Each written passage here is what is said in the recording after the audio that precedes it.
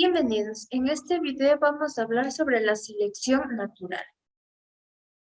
Ya tenemos, un poquito ya hablado de selección natural en un video donde hablé sobre lo que era la teoría de Charles Darwin, donde nos decía que solamente sobrevivían los organismos más fuertes. Vamos a enfocarnos un poquito más en lo que es la selección natural como un proceso evolutivo.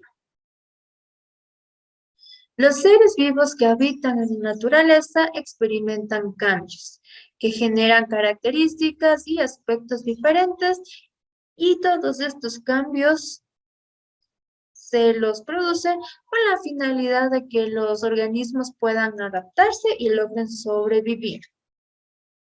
Estas características son heredadas de una generación a otra. Recuerden que el éxito de una evolución es cuando el padre puede heredar esta característica evolutiva a sus hijos. Ejemplo, digamos usted por alguna razón extraordinaria que no comprendemos, logra realizar fotosíntesis y ya no necesita comprar alimentos, sino solo pararse en el patio de su casa y hacer fotosíntesis como las plantas. Si usted no tiene la capacidad de transmitir esta característica a sus hijos, no se considera una evolución. ¿Por qué razón? Porque si sus hijos no nacen con esta característica, pues cuando usted fallezca, con usted se muere esta característica, esta adaptación, este cambio que se dio en la especie. No hay evolución, sino que simplemente usted fue alguien muy interesante.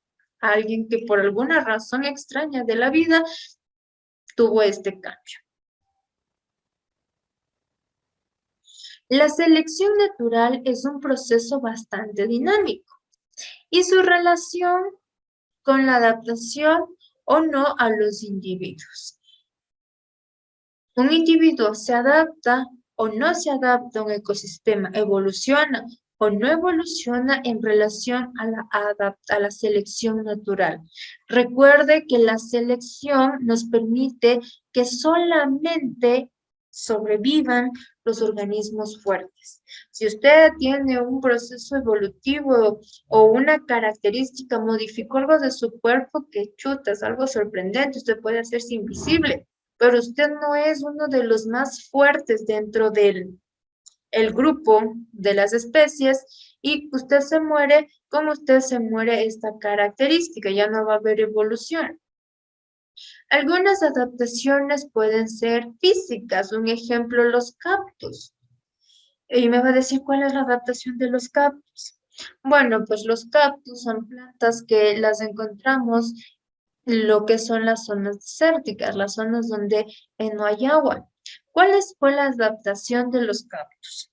Las plantas en sus hojas tienen unas pequeñas estructuras que son como labios, sí, tienen esta forma, que se llaman estomas. Se abren y permiten que por un proceso llamado transpiración salgan gotitas de agua de la planta respira. Y se cierran para evitar que las plantas transpiren, que no salga el agua. Entonces, los cactus se adaptaron, se modificaron físicamente para poder sobrevivir. ¿Cómo modificar? Lo que usted conoce normalmente o lo que usted dice espinas en los cactus son las hojas. Y lo verde que podemos observar es el tallo. Los cactus cambiaron las hojas de color verde que vemos normalmente en las plantas por espinas, para evitar que los estomas se abran y los cactus pierdan la poca agua que logran capturar en los ambientes que ellos se desarrollan. Esta es una adaptación física para poder sobrevivir. Si los cactus no hubiesen adaptado, no se hubiesen modificado de esta forma, lo más probable es que no hubiesen podido sobrevivir y hubiesen muerto, porque a ellos les tocó vivir en una parte desértica donde no hay agua, así que fue la adaptación que ellos crearon.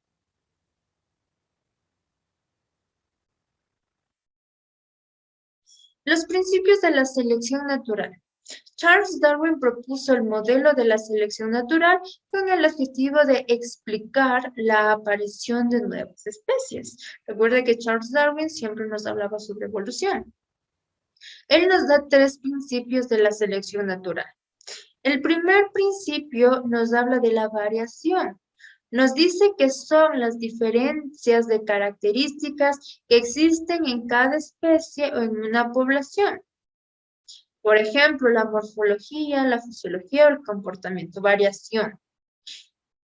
Diferentes alturas, color de piel, tono de cabello, esto es la variación, las diferentes características que existen dentro de una misma especie. El segundo principio es la de la eficiencia biológica. Este se refiere a la característica que asegura la supervivencia de una especie o su reproducción. Eficiencia biológica.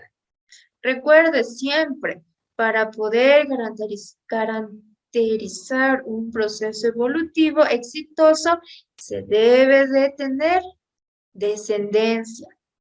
¿Y cuál es la característica de la descendencia? Que debe de tener las características evolutivas de sus progenitores y que puedan reproducirse ellos también, que sean descendencia fértil. El tercer principio de la selección natural es la herencia de la variación, es decir, que las características tengan base en el material genético. Importante para que las variaciones de la población puedan transmitirse en las siguientes generaciones. Variación, que genéticamente la misma especie tenga más características que las que se puede observar a simple vista.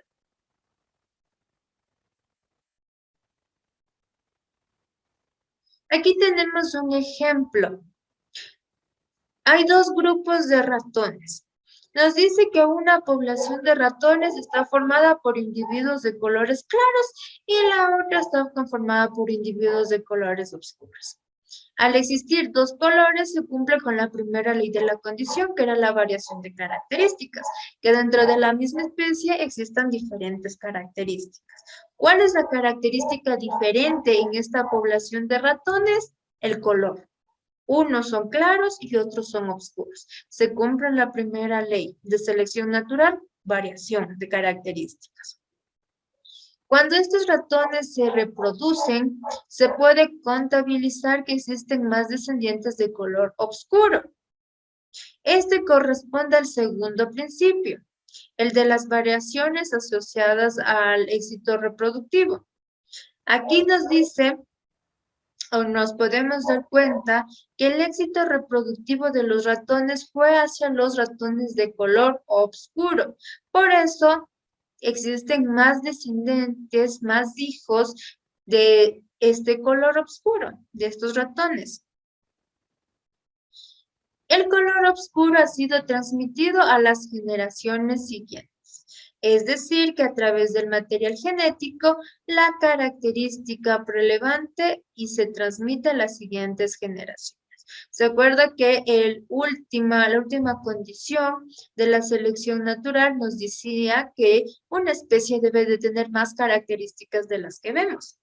Entonces, si en esta población de ratones la mayoría de la descendencia tiene color oscuro, eso significa que a través de sus generaciones siguientes se va a mantener esta característica. Y si es que se llegase a mezclar con un ratón de color claro y sus hijos nacen de color claro, pues dentro de sus genes, genéticamente, ellos tienen la característica, tienen el gen que les va a permitir a sus próximas descendencias nacer de color oscuro. No siempre van a ser claros ni siempre van a ser oscuros porque genéticamente tienen más características, más variabilidad de lo que podemos ver. Y estas características que las tienen guardaditas son las que nos permiten o les permiten a las especies el poder adaptarse, el poder sobrevivir en diferentes ambientes. ¿Cuáles son los tipos de selección? Encontramos tres tipos de selección natural: la estabilizadora, la direccional y la disruptiva. La estabilizadora, cuando los individuos presentan una característica extrema, resulta peligrosa. Pero cuando las características son intermedias, estos son los que van a lograr sobrevivir. Un ejemplo, los escarabajos verdes intermedio se camuflan mejor que los de colores extremos si su entorno es un suelo cubierto de plantas de color verde medio.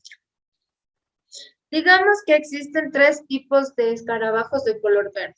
Verde clarito, un verde igual que el de las plantas y un verde un poco más fosforescente. Y viene un ave. Para la ave va a ser más fácil identificar a los escarabajos que son de los tonos verdes de los extremos, al verde clarito. Yo tengo una hoja de un verde oscuro, aquí un punto verde clarito, el ave dice, esto no es parte de la hoja, pues, me lo como. En el otro extremo tenemos un verde súper oscurísimo, un verde bien llamativo. La ave va a pasar volando y va a decir, no, esa tampoco no es parte de la hoja, va y se la come. Mientras que el verde intermedio, el del color de la naturaleza de las hojas, las aves van a estar ahí volando y no se van a dar cuenta de que ahí hay un escarabajo. Este es el tipo de selección estabilizadora, cuando los organismos tienen características intermedias, no a los extremos, sino intermedios. Por ejemplo, no son ni altos ni bajos, son medianos. No son ni negros ni blancos, son grises, el intermedio de las características de la especie a la que pertenece. La selección direccional. La característica extrema es más apta que en el caso de los otros. Aquí vamos a ver que no va a salir más favorecido el que tenga una característica intermedia, sino el que tenga una característica extrema. Dice que si se mueve a un ambiente o a una superficie verde oscura, el mismo escarabajo sobreviviente podrá ocultarse mejor. O si la superficie es verde muy claro, será para la otra característica el extremo. ¿A qué me refiero? Son los tres mismos escarabajos del ejemplo anterior.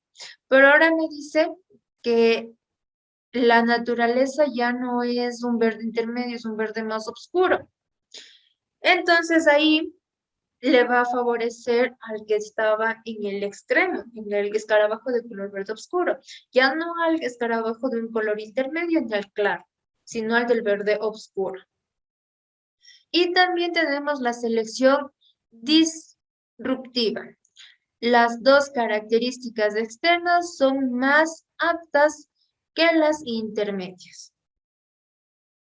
Esto nos dice que la intermedia no va a ser favorecedora, sino que las de los extremos. Recuerde que ya le había mencionado que los animales tienen que adaptarse al ambiente y para poder sobrevivir en el ambiente en el que se encuentran. Aquí les pongo el ejemplo de las hojas. Pueden ser diferentes ecosistemas en los que se encuentran estas tres mismas especies. Entonces, tienen que adaptarse a la pigmentación de las hojas del ecosistema en el que están habitando para poder sobrevivir. Es la misma especie. Había una parte donde leí que la selección natural es dinámica. Dinámica es que es cambiante. Si aquí en la serranía tener el pelaje largo para nuestros animales los favorece, eso no significa que en la costa ecuatoriana estos animales también van a sobrevivir y van a ser los más fuertes. Pueden transformarse en una selección diferente.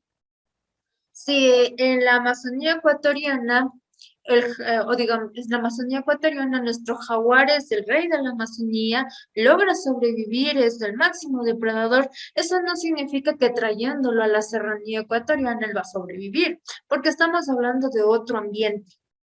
de otras características, de otro tipo de selección natural. No es la misma selección natural del ecosistema en el donde él habita. Por eso hay los tres tipos de selección natural: la estabilizadora, direccional y la disruptiva.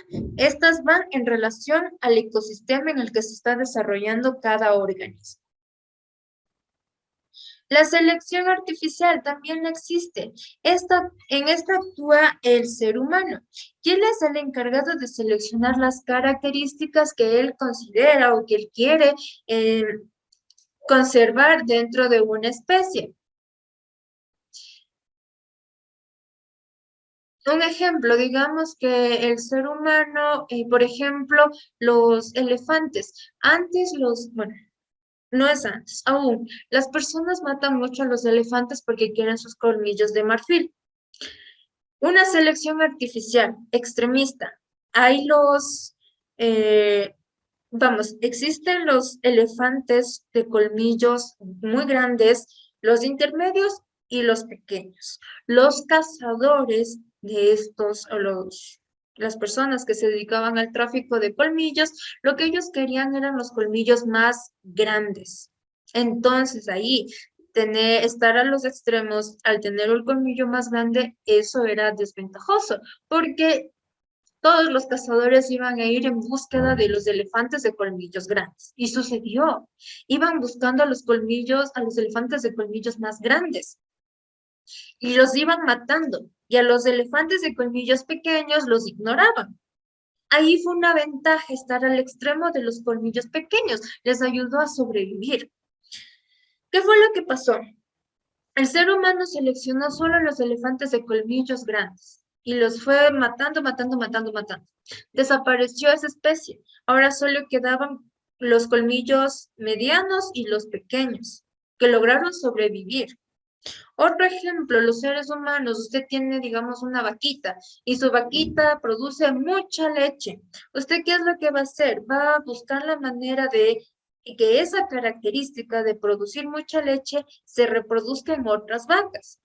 Entonces, ¿qué es lo que va a hacer? Va a tomar a su vaca, la que es la más lechera, y va a buscar la forma de que se reproduzca, de que tenga muchos hijos para así usted poder tener mucha leche. Esta es la selección artificial, cuando el ser humano, nosotros, decidimos qué característica es la que queremos que sobresalga o la que queremos conservar, la característica que queremos que se haga más grande dentro de un ecosistema. ¿Cuáles son los efectos de los procesos de selección? La selección natural opera sobre las características visibles de los organismos, lo físico, lo que podemos ver. Cuando las características se le permiten sobrevivir a un organismo, se produce una microevolución. Recuerde, características pequeñas. Ejemplo, el tigre. Usted ve que físicamente están lo mismo, ¿verdad? Recuerde, microevolución, características pequeñas.